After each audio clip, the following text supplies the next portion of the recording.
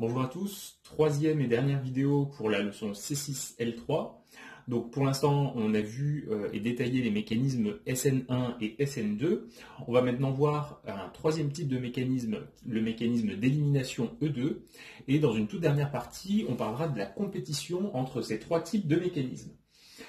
Alors tout d'abord, le mécanisme E2, c'est ce qu'on appelle une bêta-élimination. Pourquoi? Eh bien parce qu'on aura des substrats qui auront une structure qui est la suivante.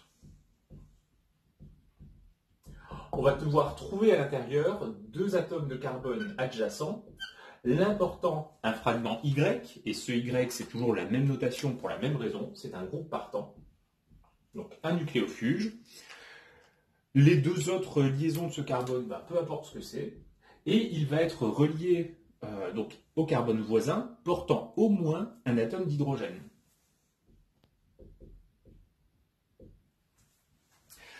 Puisqu'on a du coup un motif un peu particulier, on va donner des noms spéciaux aux atomes de carbone qui sont engagés dans la réaction.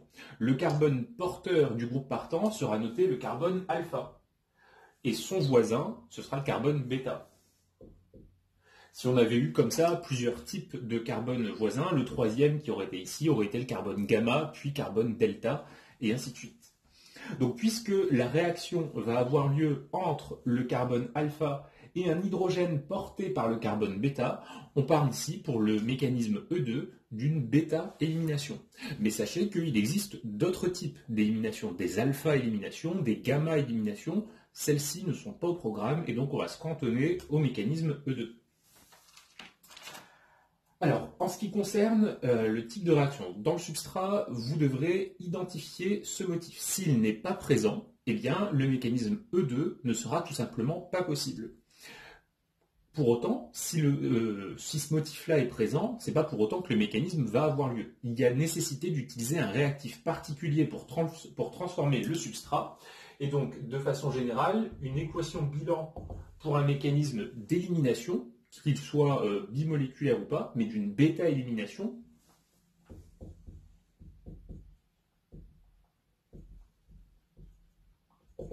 eh bien, on reprend un substrat qui a pour structure le motif qu'on a mis juste au-dessus. On va mettre des fragments R pour les liaisons indéterminées.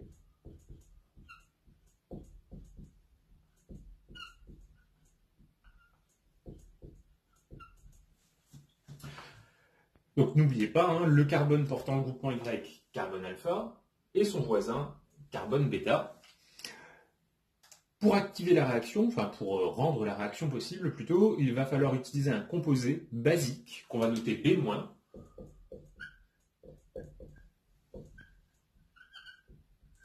B-, c'est une base au sens de Brønsted, puisqu'elle va capter un proton, lequel, eh bien, ce sera le proton porté par le carbone bêta.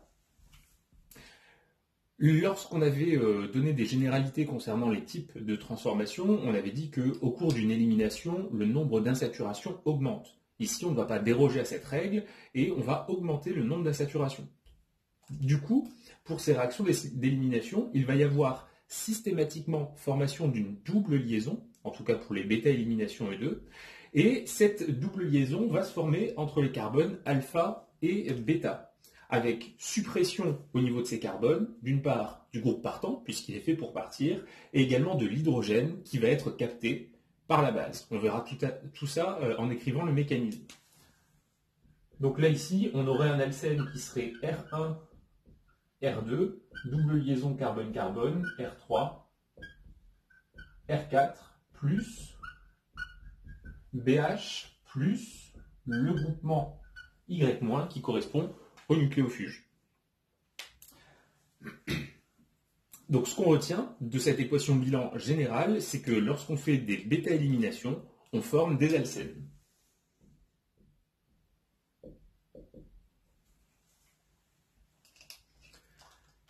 Un exemple de réaction concrète pour illustrer une réaction d'élimination.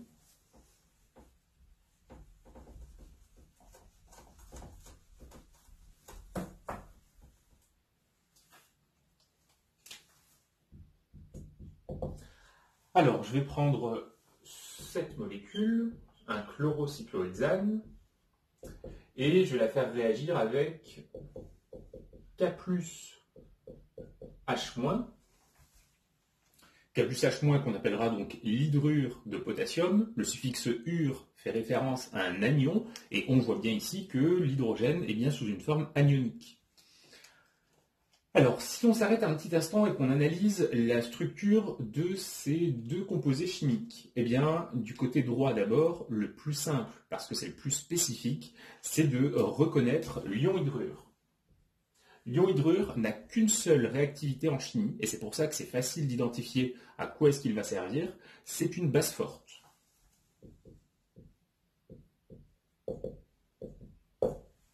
Donc, puisque c'est une base forte, et qu'on est en train de parler des éliminations E2, l'autre molécule, le chlorocyclohexane, ça va être le substrat. Et vous vous souvenez, on a donné des noms particuliers aux atomes de carbone. Celui qui porte le groupe partant, qui sera ici évidemment l'atome de chlore, il n'y a pas d'autre candidat, eh bien on l'appelle le carbone alpha. Et les atomes de carbone reliés au carbone alpha sont les atomes de carbone bêta. Ici, on peut en mettre en évidence deux. Celui qui est en haut, on va l'appeler bêta 1, et celui qui est en bas, bêta 2. Ici, l'exemple que j'ai choisi est volontairement symétrique. Les carbones bêta 1 et bêta 2 ont des rôles strictement similaires, et donc que ce soit l'un ou l'autre qui soit engagé dans la réaction, le produit auquel on va aboutir, ce sera le cyclohexène.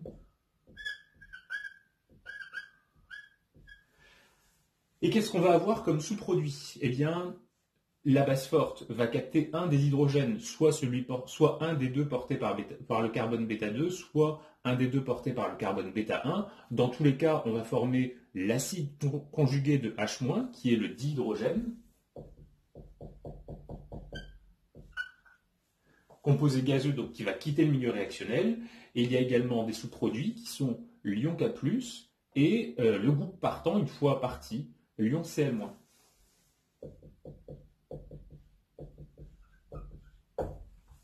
N'oubliez pas que lorsqu'on écrit comme ça une réaction, on prend toujours un instant pour compter le nombre d'atomes de carbone, regarder si tous les éléments chimiques sont bien présents à gauche et à droite, et vérifier que la charge globale est conservée depuis le système des réactifs vers le système des produits.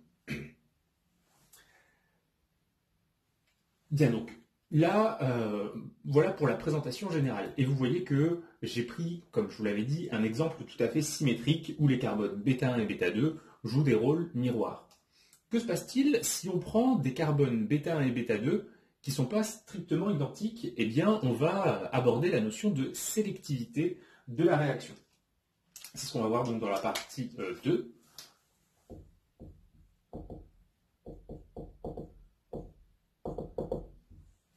Et pour aborder cette sélectivité, je vous propose de nous appuyer tout d'abord sur une réaction dont on a connaissance donc, à partir des revues scientifiques. La réaction, elle va avoir lieu sur un bromoalcane, qui est celui-ci. Alors, si on devait nommer cet alcane, on a une chaîne carbonée à 1, 2, 3, 4 chaînons. J'ai fait attention de mettre le carbone 2 sur les deux ramifications, de façon à ce que l'indice numérique soit le plus petit possible. On a sur ce carbone 2 un méthyle, qui commence par un M, un brome qui est nommé en préfixe bromo, qui commence par un B. Donc, on doit d'abord nommer par ordre alphabétique. Donc, le brome va apparaître avant le méthyle, ce sera donc du 2-bromo 2-méthylbutane.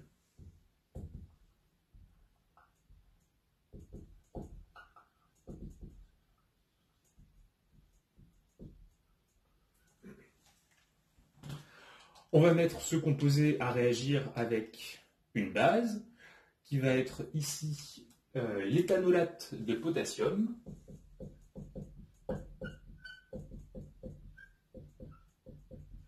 Alors l'éthanolate de potassium, c'est un composé qui est commercial, hein, on peut en acheter directement.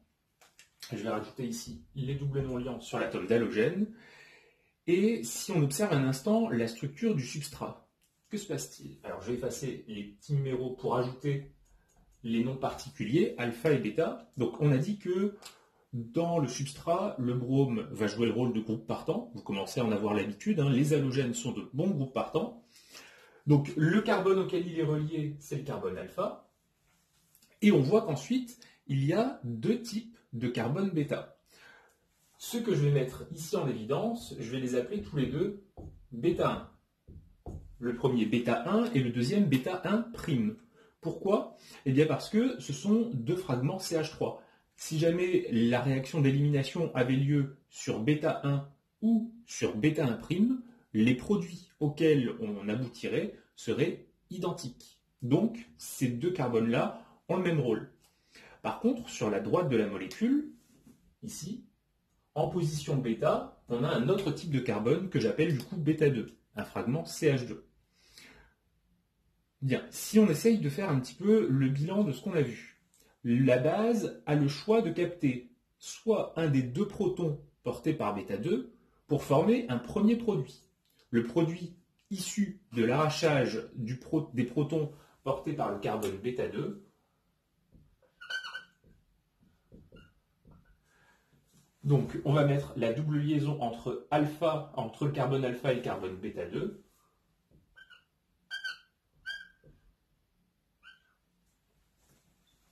Et on aurait départ donc du brome sous sa forme d'ion bromure. Donc on aura K+, plus Br-,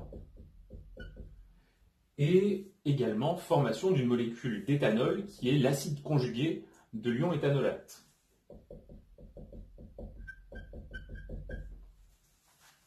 Si ce sont les carbones bêta 1 ou bêta 1' qui réagissent,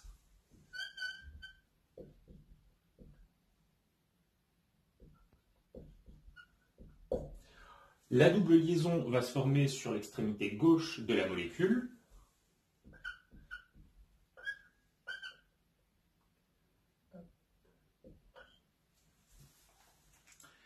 Voilà l'alcène auquel on aboutit et les mêmes sous-produits.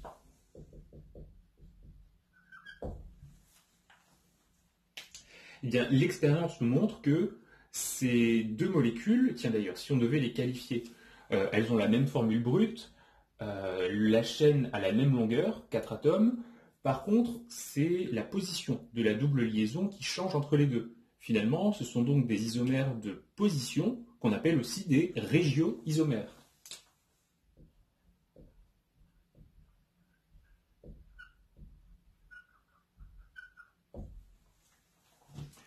Eh bien, ces deux régioisomères, lorsqu'on en fait une analyse, par exemple par RMN, avec l'intégration des différents signaux, eh bien, on arrive à mettre en évidence les proportions de chacun de ces deux alcènes. Ils ne sont pas formés à 50% chacun. Celui du haut est obtenu à hauteur de 71%, alors que celui du bas est formé à 29%. Donc, première chose, étant donné que la réaction forme deux régioisomères qui sont obtenues dans des proportions non identiques, on peut d'ores et déjà dire que une transformation passant par un mécanisme E2 sera une transformation régiosélective, à condition bien sûr qu'on ait des carbones bêta différents autour du carbone alpha.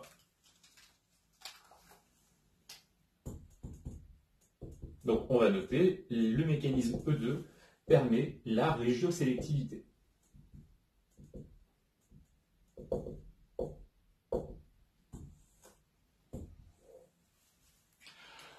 Cependant, on le voit sur cet exemple-là, eh bien, ça ne permet pas la régiospécificité, c'est-à-dire qu'on ne forme pas un des régioisomères à 100% et l'autre à 0.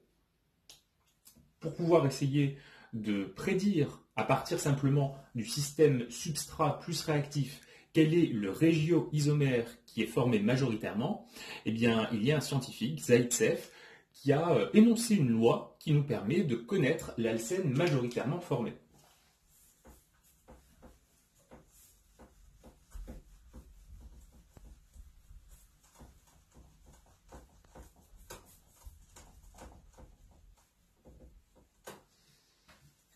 Donc, cette loi de Zaïtsev, qu'on va voir maintenant, ou règle de Zaïtsev plutôt,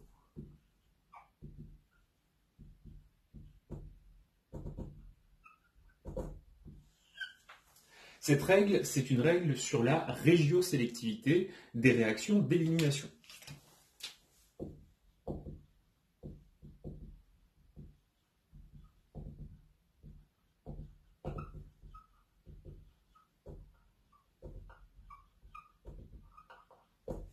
Et vous voyez que j'ai bien mis des éliminations sans préciser que c'est pour les éliminations E2, c'est-à-dire que c'est valable de façon plus générale. En l'occurrence, dans le cours de première année, on étudiera les éliminations E2 et également un peu plus tard les éliminations E1. La règle de Zaïtsev s'appliquera pour chacun de ces deux types de mécanismes.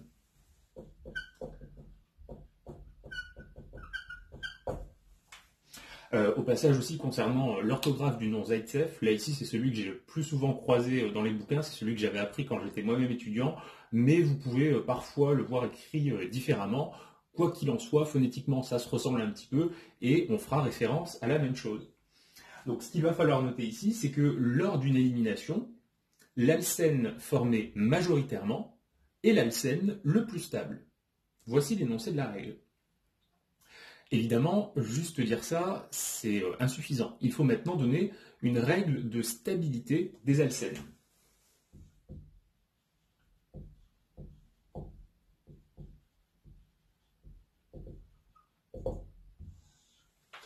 Alors, dans un alcène, il y a une liaison pi, une double liaison carbone-carbone, qui est susceptible d'être délocalisée par des enchaînements de type n sigma pi ou pi sigma pi.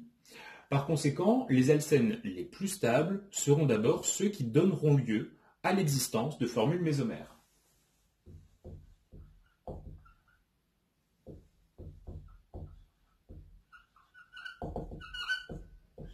Donc les alcènes délocalisés ou délocalisables seront plus stables que les alcènes les plus substitués.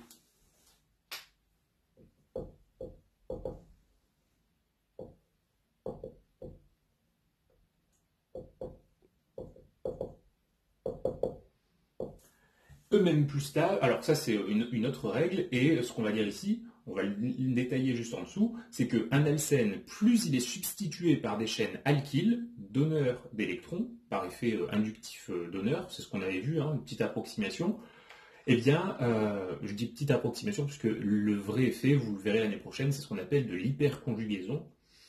Donc les alcènes les plus substitués, par exemple, si on a un fragment où l'alcène porte 4 chaînes alkyles R, eh bien un alcène comme celui-ci va être plus stable qu'un alcène trisubstitué.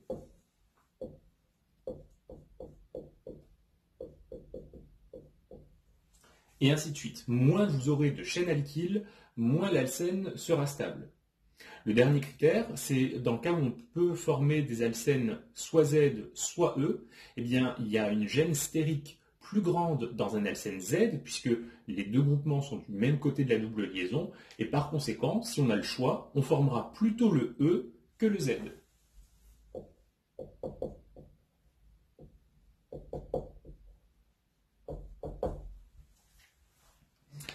Donc, concernant cette règle de Zaïtsev, on va l'expérimenter et la voir au cours des exercices de TD. Je vous ferai des vidéos là-dessus pour travailler cette règle-là.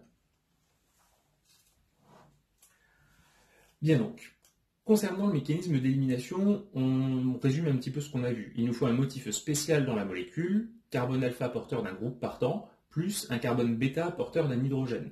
Il nous faut également un composé réactif qui sera une base. Et on sait que si plusieurs alcènes peuvent être formés, on va devoir former le plus stable en vertu de la règle de Zaïtsev. Ce qu'on va faire maintenant, c'est détailler le mécanisme.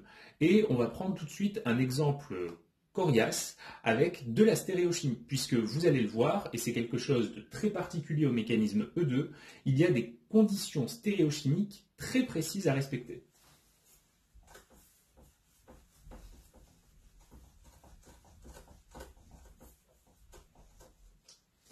Donc là, on arrive dans la partie petit 3, étude du mécanisme.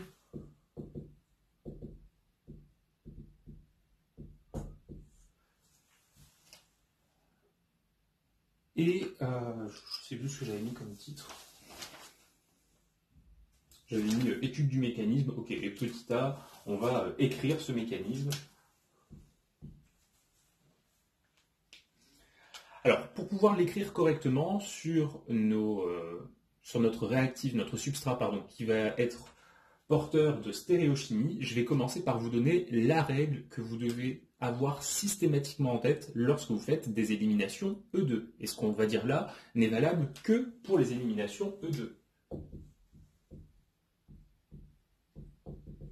Donc pour une élimination E2, l'hydrogène et le groupe partant doivent être dans une conformation particulière. On dit qu'ils doivent être en antipériplanaire.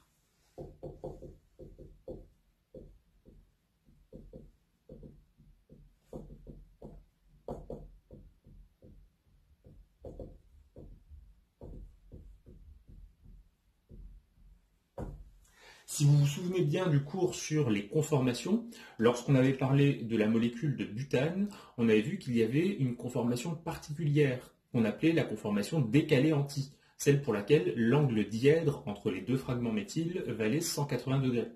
Une conformation antipériplanaire, ça revient à peu près à la même chose. Du coup, si vous avez le choix entre ces deux conformations-là,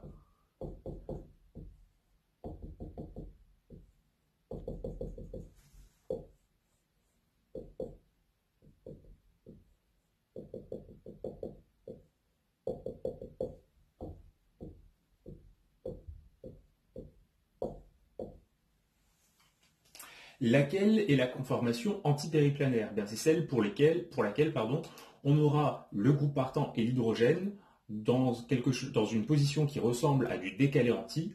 Et vous regardez celle de droite, on repère ici le fragment Y qui va être totalement à l'opposé de l'atome d'hydrogène. Ça, c'est la conformation antipériplanaire. Ça veut donc dire que si vous avez pour votre molécule ce type de conformation, le mécanisme E2 ne pourra pas avoir lieu.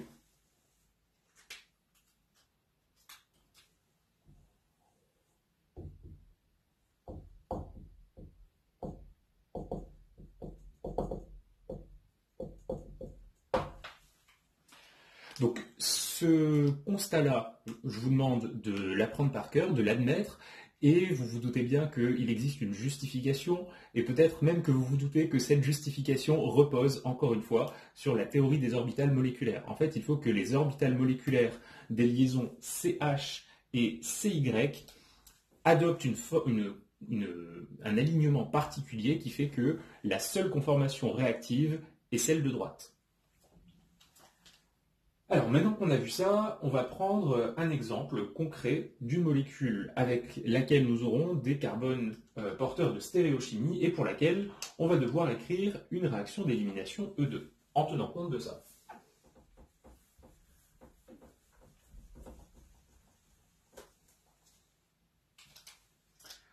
Alors le substrat avec lequel on va travailler, c'est celui-ci. Je l'ai mis directement avec une conformation antipériplanaire entre l'hydrogène à éliminer et l'atome de brome. Et je l'ai décoré donc avec un fragment phényl ici, un hydrogène, un méthyle et un éthyle.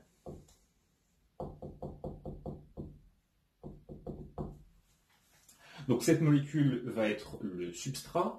Si on veut une base, eh bien on peut prendre des molécules de la famille des alcoolates, par exemple du tertiobutanolate de potassium.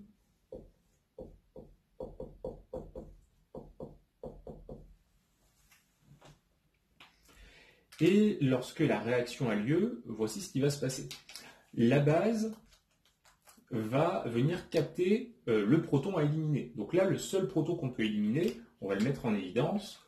Le groupe partant, c'est l'atome de brome. Si vous regardez bien les autres fragments dans la molécule, là, le phényl, c'est une liaison carbone-carbone très difficile à rompre. La méthyle et éthyle, même chose, des liaisons qui ne vont pas être rompues. Le seul groupe partant possible, c'est l'atome de brome. On peut le mettre en évidence avec la polarisation de la liaison delta plus, delta moins. Donc ce carbone delta plus, c'est le carbone alpha. Par conséquent, l'hydrogène qui est ici, il est porté par le carbone alpha, il n'est pas réactif pour un mécanisme d'élimination E2.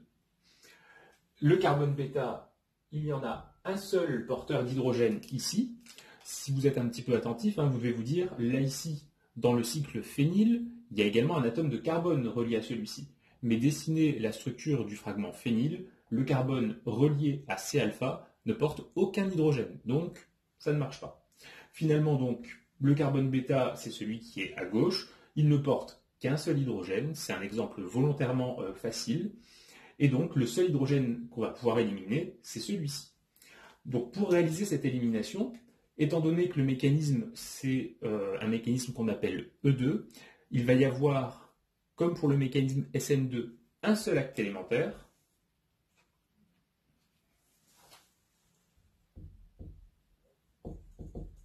Et dans cet acte élémentaire, tous les déplacements électroniques sont synchrones. Ils ont tous lieu simultanément.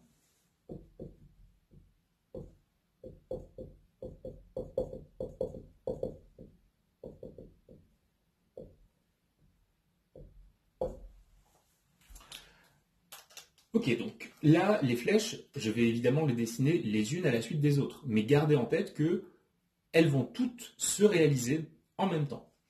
Donc pour expliquer les choses, la base va venir capter le proton qui est ici. Cette flèche verte signifie qu'on forme une liaison oxygène-hydrogène. L'hydrogène ne peut pas aller plus loin que la règle du Duhet, et donc s'il forme une nouvelle liaison au niveau de la flèche, il doit enlever une autre liaison. Il n'y en a qu'une seule, c'est celle-ci.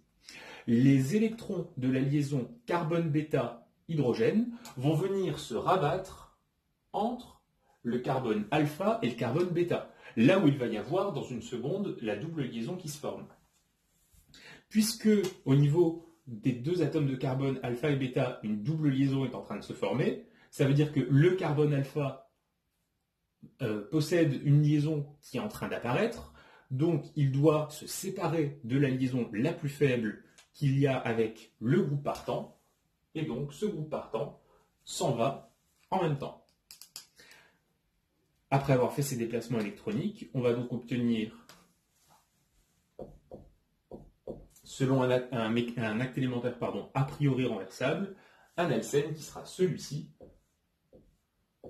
Alors je vais reprendre la stéréochimie.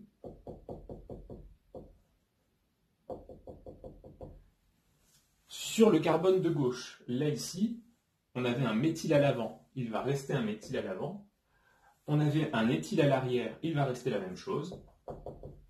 Et sur la droite, c'est identique. Le phényl était à l'avant, il va rester à l'avant. Et l'hydrogène était à l'arrière, il va rester à l'arrière. Les sous-produits sont du bromure de potassium.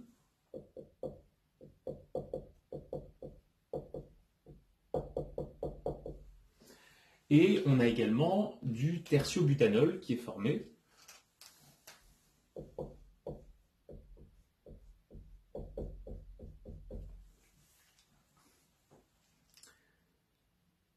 Alors, j'aimerais qu'on s'arrête un instant maintenant sur l'alcène. Vous voyez que là ici, pour vous montrer la correspondance entre le substrat et le produit, j'ai choisi de remettre au niveau de l'alcène les liaisons vers l'avant et vers l'arrière. Vous le savez également, les carbones engagés dans la double liaison des alcènes ont pour géométrie AX3E0. Autrement dit, ce sont des triangles plans. Ça signifie que dans cette représentation, l'alcène est mis ici dans un plan perpendiculaire au plan de la représentation. Et ça, c'est quelque chose qui n'est pas le plus efficace, on va dire, puisque ça nous force à mettre des liaisons vers l'avant ou vers l'arrière, alors que pour dessiner une molécule plane, le mieux, c'est de prendre le plan de la représentation. Donc, si vous avez besoin, au début, lorsque vous entraînez sur ce mécanisme-là, d'écrire l'alcène d'abord comme ça, et ensuite de l'écrire en plan, pas de problème. Mais sachez que la plupart du temps, on passera directement de ce système réactif à l'écriture de l'alcène, qui sera celle-ci.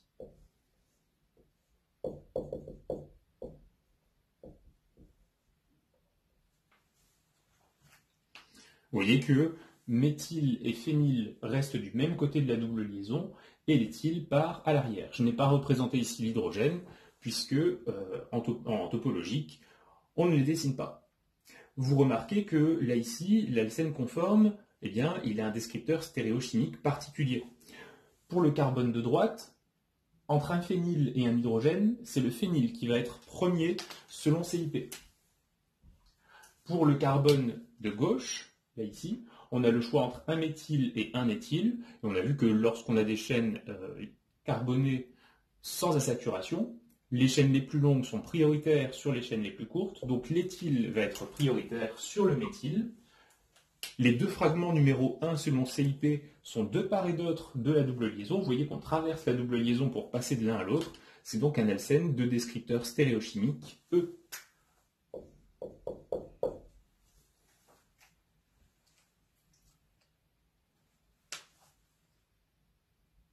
Aurait-on pu avoir l'alcène Z?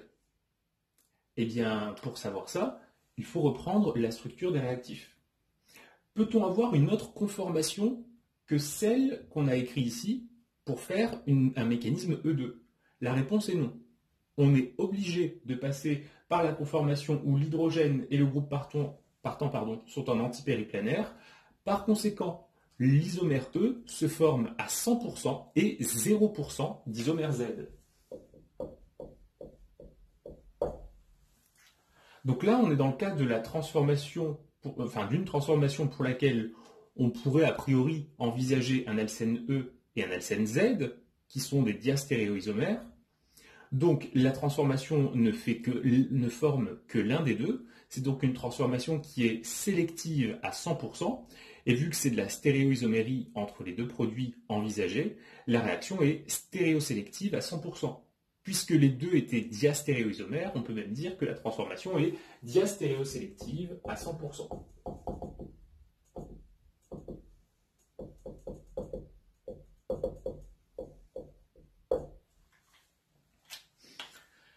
Je vous rappelle qu'on ne peut pas dire diastéréospécifique, puisque si on envisageait un autre type de substrat, on n'aurait pas entre le substrat qui est là et l'autre la même relation on aurait entre les deux substrats de l'énantiomérie, entre les deux produits de la diastéréoisomérie. Du coup, ce ne serait pas une transformation diastéréospécifique. On ne peut pas aller plus loin que diastéréosélectif 100%. Gardez également en tête que ce qu'on dit ici, la diastéréosélectivité à 100%, est valable pour cet exemple en particulier. Le mécanisme E2 permet de la diastéréosélectivité à 100%, mais elle n'est pas toujours présente. Ça dépend intimement de la nature du substrat.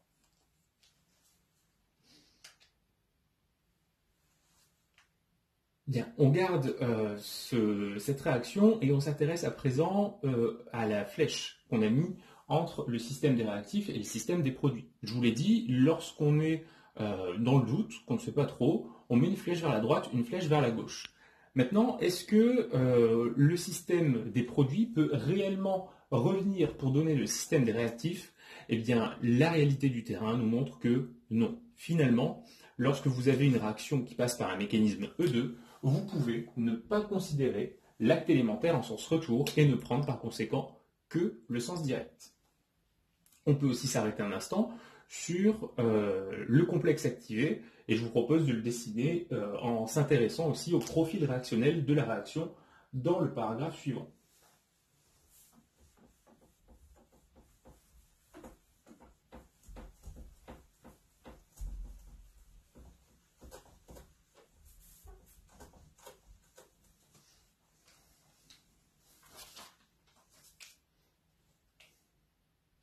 Ah, je me rends compte que j'ai passé le paragraphe petit b sélectivité. Pour la sélectivité, c'est ce qu'on a vu, hein. Il y a deux types de sélectivité, on va le rappeler.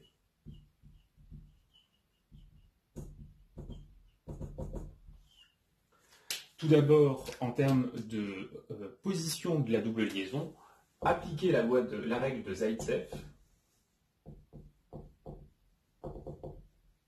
Et ça, donc, c'est de la régiosélectivité. Et le deuxième critère, eh bien, repose sur la condition antipériplanaire entre le groupe partant et l'hydrogène à éliminer. Et cette deuxième condition nous montre, avec l'exemple qu'on vient de voir, que le mécanisme E2 peut être diastéréosélectif à 100%.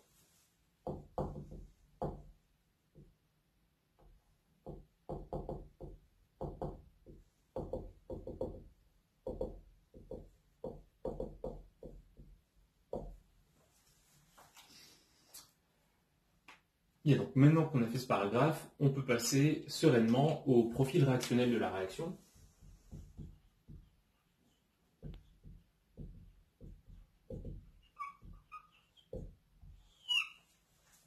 Donc je vais garder l'exemple qu'on vient de noter juste au-dessus.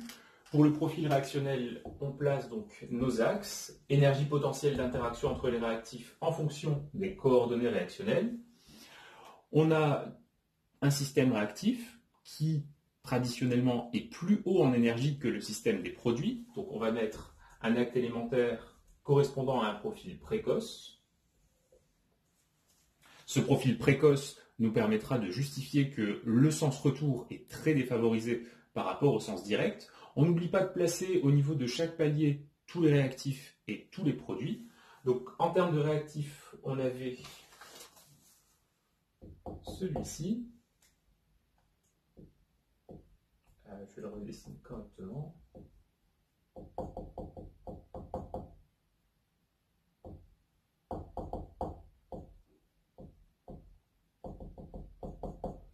Plus ces deux-là. Et du côté des produits, il y avait l'alcène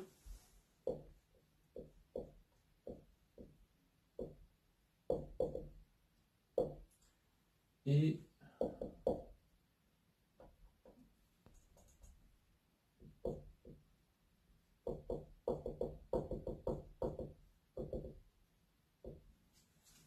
voilà, j'ai oublié personne.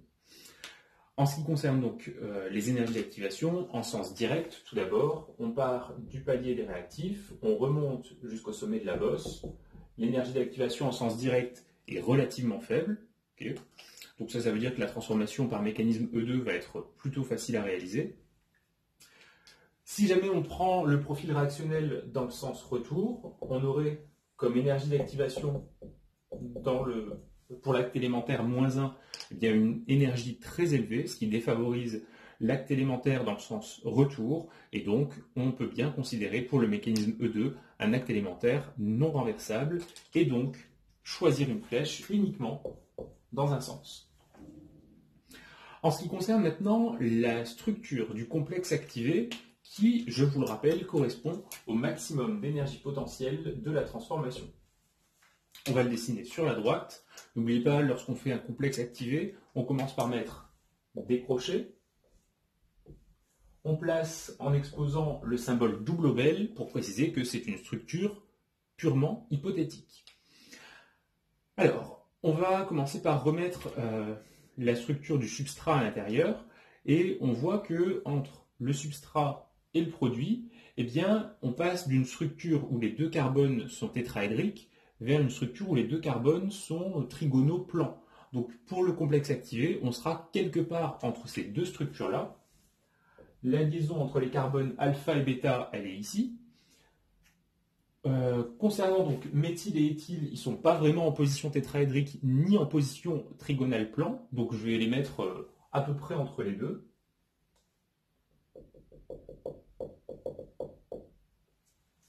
Pour le phényl et l'hydrogène, c'est la même chose, mais eux, ils sont pour l'instant plutôt vers le bas.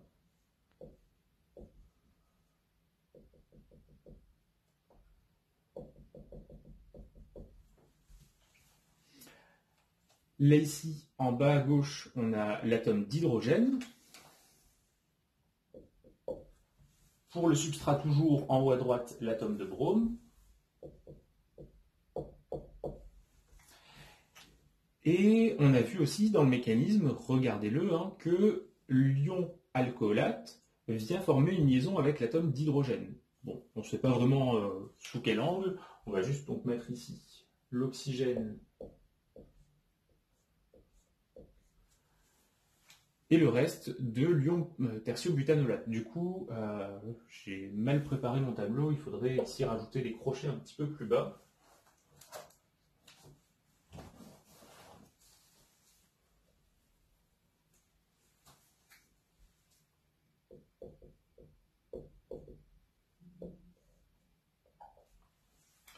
Maintenant qu'on a placé tout ça, on va mettre des pointillés pour les liaisons en cours de formation et celles en cours de rupture.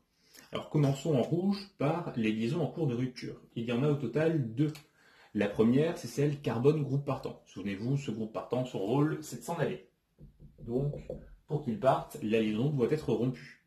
L'hydrogène, qui est ici, qu'on retrouve là, même chose, lui, son but, c'est qu'il soit éliminé. Éliminé, c'est-à-dire partir.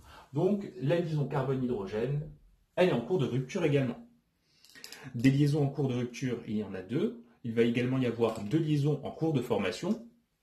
La première, la plus évidente, c'est la liaison pi de l'alcène. Donc, entre les carbones, formation de cette double liaison. Et la deuxième liaison qui se forme, c'est entre l'oxygène et l'hydrogène. La voici. Est-ce que ce système est globalement chargé? Eh bien là, oui. Donc soit vous mettez un petit coin et vous précisez que l'ensemble est chargé -1, soit on rajoute le K+. Là ici, on va essayer de faire les deux. Donc on a la charge moins et contrebalancé par l'ion K+, qui va se trouver quelque part au voisinage de ce complexe activé hypothétique.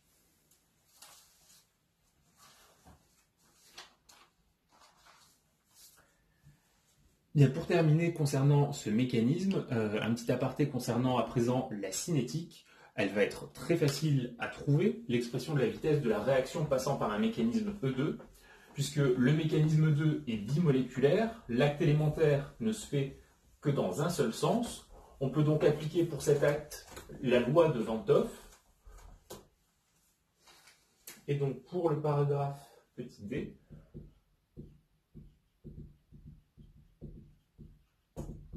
donc, par application de la loi de Van 't Hoff sur un acte élémentaire non renversable, on aura la vitesse pour le mécanisme E2 qui s'écrit comme le produit d'une constante de vitesse caractéristique du mécanisme E2, enfin caractéristique de la réaction qui est réalisée, multiplié par, je vais reprendre les notations générales qu'on avait vues au début, RY, c'est-à-dire la concentration du substrat, multiplié par B-, la concentration de la base initialement introduite.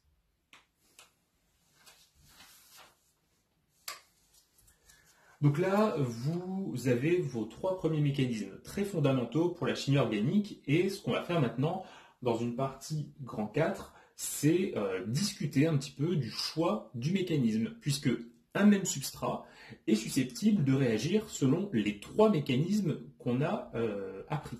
Et on va voir comment. C'est donc le grand 4 compétition.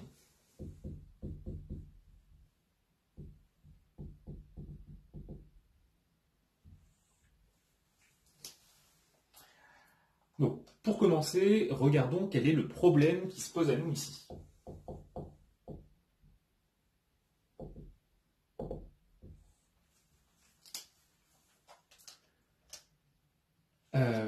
On considère un substrat qui a cette structure assez générale. Je vais mettre R1C. Là, ici, on va mettre un hydrogène, Y, R2, R3 et R4. Donc là, vous vous dites, ben, ça ressemble au motif capable de faire une élimination. On a ici Y, le groupe partant, le carbone alpha, le carbone bêta, et vous voyez que l'hydrogène est en antipériplanaire. En tout cas, bon, la représentation est plane, donc ce n'est pas forcément ce qu'il y a de plus judicieux, mais en tout cas, voilà, on a un hydrogène qui est potentiellement éliminable, ce qui fera partir le groupe partant. Certes, mais le groupe partant Y, on l'a déjà vu, il comporte plein d'atomes très électronégatifs, ce qui fait que la liaison carbone alpha Y est polarisée. Delta plus sur le carbone alpha, delta moins sur le fragment Y. Autrement dit, le carbone alpha est un carbone électrophile.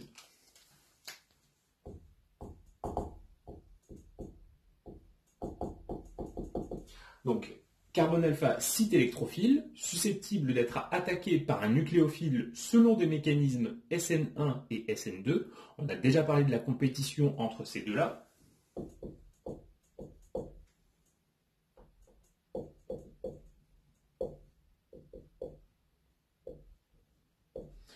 Et il y a également l'hydrogène porté par le carbone bêta qui, lui, va pouvoir être éliminé.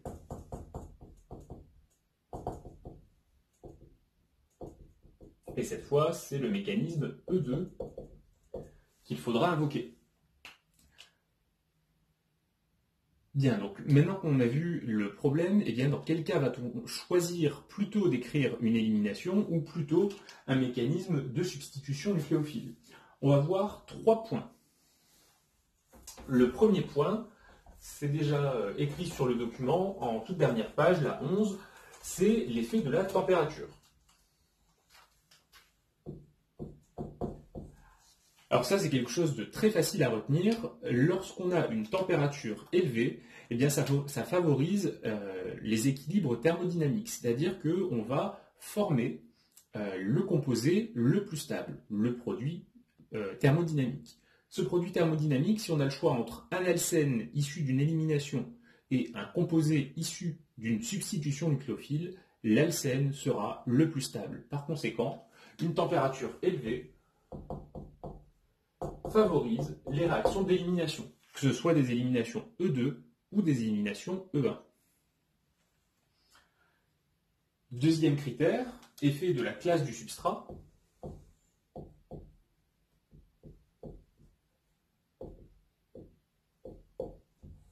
Vous vous souvenez tout d'abord que la classe d'un substrat correspond au nombre de chaînes carbonées reliées au carbone fonctionnel. Donc s'il a 3 chaînes carbonées reliées au carbone porteur du groupe partant, on dira que le substrat est tertiaire, s'il en a 2, secondaire, et ainsi de suite.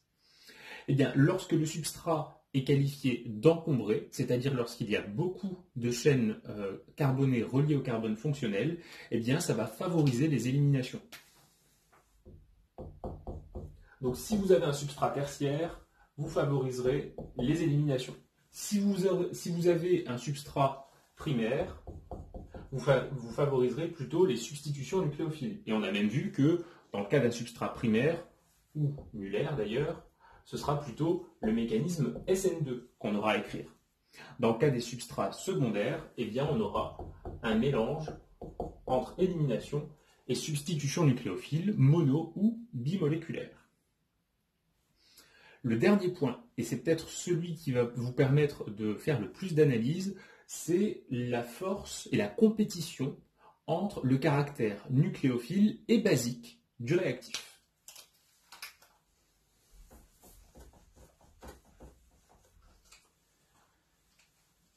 Donc c'est le paragraphe petit 4.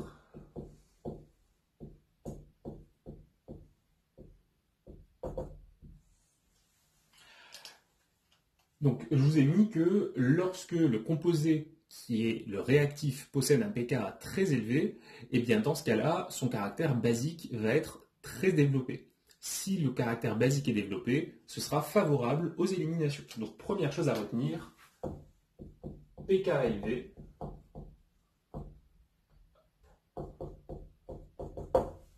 réaction d'élimination favorisée.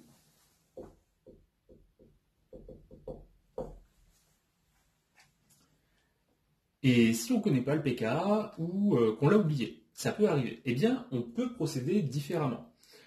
La première chose à savoir, c'est qu'un composé qui a un caractère nucléophile a quasiment systématiquement un caractère basique également. En quelle proportion? Eh bien on peut avoir des idées avec un raisonnement qui sera qualitatif.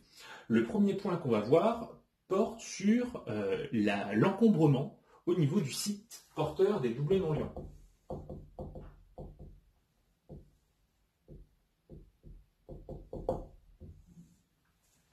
Pour ça, je vous propose de travailler avec 3 molécules qui sont à la fois des bases et en même temps des nucléophiles. Ces molécules, on va les prendre dans la famille des ions alcoolates. On va prendre le méthanol, enfin plutôt l'ion méthanolate, CH3 au moins.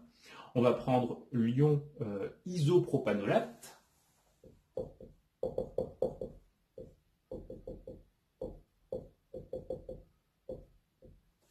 Et pour terminer, l'ion tertiobutanolate.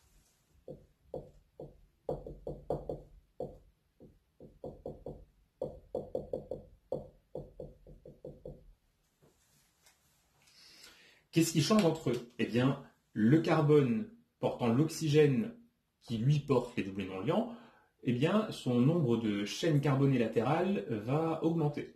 Là, ici, pour le premier, tiens d'ailleurs, j'aurais même pu rajouter un terme, on aurait pu mettre ici, entre l'ion méthanolate et le suivant, l'ion éthanolate. Bon, ça apportera rien de spécial à ce qu'on va dire. La conclusion générale restera la même. Donc là ici, si on ouvre les yeux et qu'on analyse les oxygènes, ils portent des doublés non liants, c'est donc des nucléophiles. Et vous savez aussi qu'il existe un couple acido-basique pour les alcools, ROH, RO-, l'alcool associé à l'ion alcoolate, comme ceux qu'on a dessinés ici, et les pKa pour les ions alcoolates, enfin pour le couple qui est ici, c'est aux alentours de 16 à 18. Suivant la classe de l'alcool, on justifiera ça au cours d'une prochaine leçon.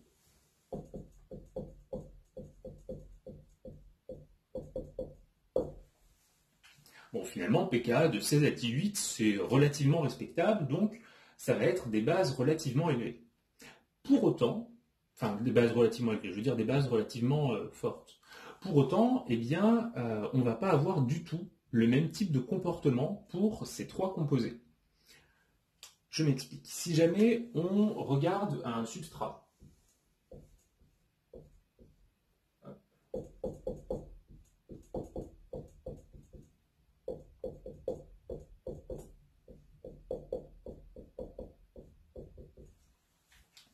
vous voyez que là ici, j'ai pris un seul carbone fonctionnel, celui qui est au centre, et il porte un groupe partant Y. Si jamais on considère un nucléophile tel que l'ion méthanolate, qui va être un nucléophile plutôt petit, puisqu'il est constitué d'un nombre d'atomes plutôt faible.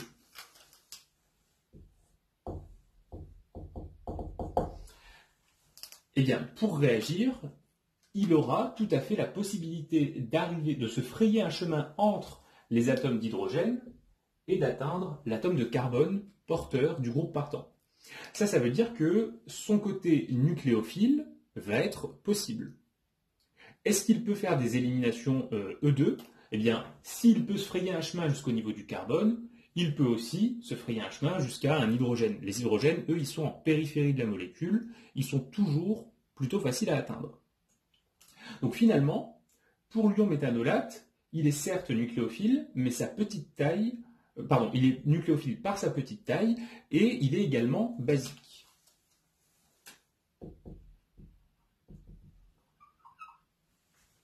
Si on augmente la taille de l'ion, avec d'abord l'isopropanolate, est-ce qu'il est basique ? L'oxygène au moins peut venir à proximité d'un hydrogène en périphérie de la molécule pour l'arracher, donc basique, pas de problème. Est-ce qu'il est nucléophile ?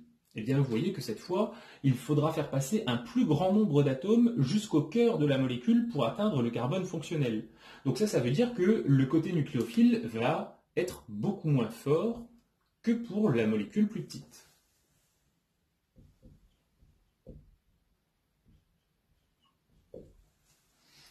Si on augmente encore l'encombrement stérique au voisinage du site basique, qui est l'atome d'oxygène, dans le cas de l'ion tertiobutanolate, eh bien, on va avoir un côté basique toujours possible. L'oxygène, au moins, peut s'approcher d'un hydrogène en périphérie pour l'arracher. Par contre, le côté nucléophile va être quasiment impossible à exprimer.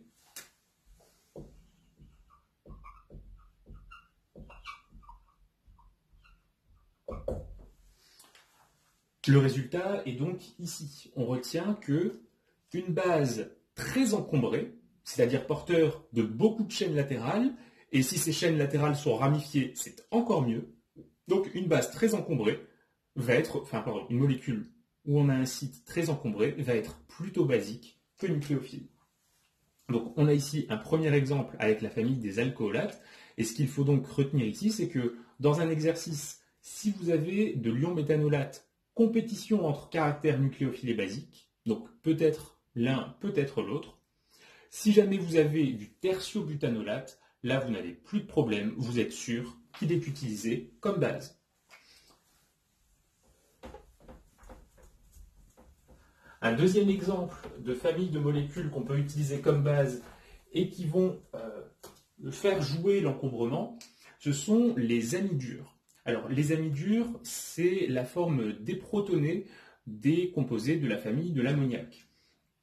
On va en prendre deux qui sont les deux plus fréquents. Tout d'abord, NH2-. Donc NH2- sur l'atome d'azote, deux doublés non liants, une charge négative. Et il appartient au couple NH3, NH2-, qui a pour pKa quelque chose aux alentours de 32.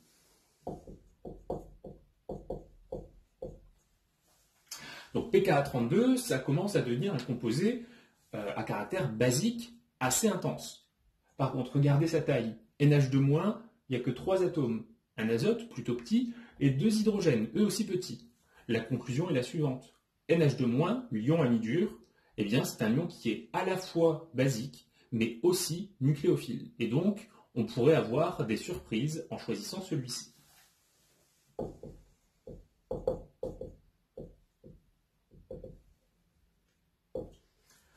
Comment augmenter le caractère basique en tuant le côté nucléophile? Eh bien, en remplaçant les atomes d'hydrogène par des chaînes carbonées ramifiées.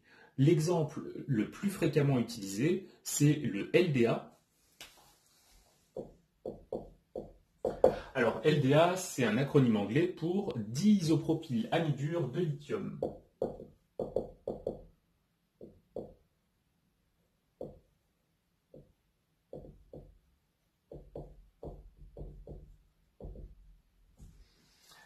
Alors, c'est une base que je retiens moi personnellement parce que quand je la dessine, elle me fait penser à Bambi. Donc, c'est un moyen mnémotechnique comme un autre.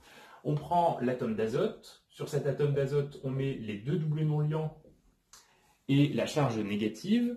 Et il va y avoir deux chaînes isopropyles. Et donc vous voyez avec un petit peu d'imagination qu'on a ici les yeux du cerf, là sa bouche, et les fragments isopropyles correspondent du coup à ces bois. N'oubliez pas que le LDA c'est le diisopropylamidure de lithium, donc à côté vous avez un ion Li+. Si on compare ce composé où l'azote porte deux chaînes très grosses au précédent, eh bien l'encombrement stérique au voisinage de l'azote dans le LDA fait que on aura une réactivité basique uniquement.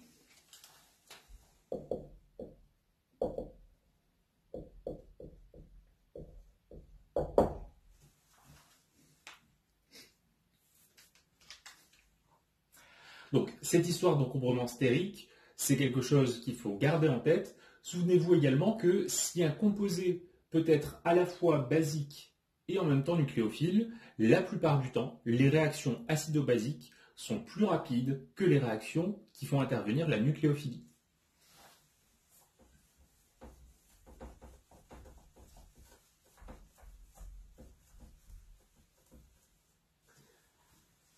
Pour finir sur ce paragraphe sur l'encombrement, un petit rappel, je l'ai déjà dit tout à l'heure, mais c'est très important.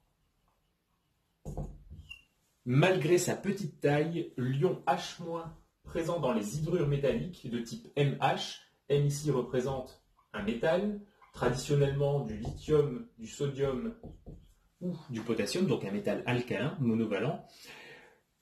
MH, donc l'hydrure métallique, c'est donc l'association d'un cation M+, et d'un ion hydrure H-. Eh bien, H-, c'est un composé qui est certes petit, mais surtout uniquement basique et pas du tout nucléophile.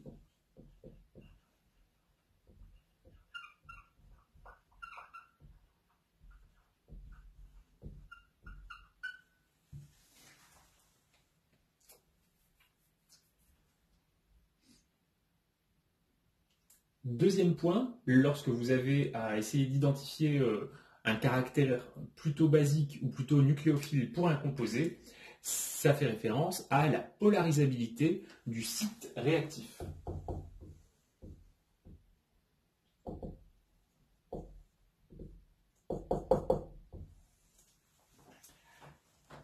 Je m'explique. Si vous avez deux molécules, là, ici je vais prendre deux ions, l'ion éthanolate d'une part,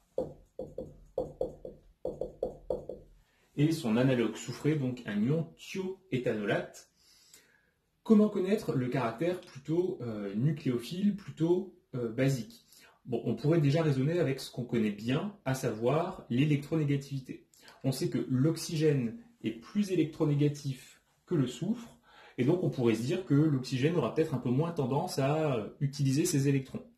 Bon, ça ne nous dit pas s'il va plutôt les utiliser comme base ou plutôt les utiliser, enfin pardon, ça ne nous dit pas si le soufre va utiliser ses électrons plutôt comme base ou comme nucléophile. Une idée, c'est de se dire, bien, la polarisabilité, elle est reliée au caractère nucléophile. Un composé qui sera très polarisable sera un bon nucléophile. Si vous reprenez d'ailleurs l'échelle de nucléophilie qu'on avait écrite, regardez un instant, mettez la vidéo en pause, allez la voir. Sur la gauche, on avait des composés plutôt petits, et plus on allait sur la droite, plus on avait des composés volumineux. Regardez notamment les halogènes. Le moins bon nucléophile de tous, c'est l'ion fluorure, et le meilleur, c'est l'ion iodure. Ici, en raisonnant de façon analogue, l'oxygène étant plus petit que l'atome de soufre, eh bien, on pourra dire que le composé de droite sera un nucléophile plutôt qu'une base, alors qu'à gauche, on aura peut-être une compétition entre les deux.